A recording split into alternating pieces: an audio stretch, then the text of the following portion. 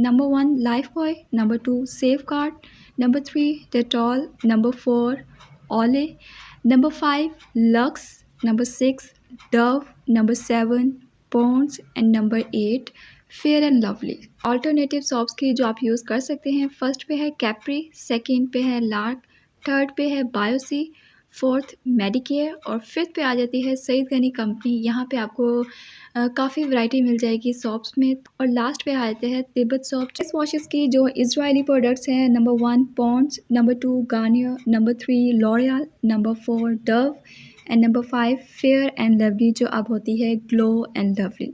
Number 6 Clean and Clear, number 7 Neutrogena, number 8 Nivea and number 9 Olay. इन alternative Pakistani face washes, first पे है Capri face wash, second पे है Oriflame face wash. इसके अलावा जो सईद गनी कंपनी है, यहाँ पे आपको काफ़ी वैरायटी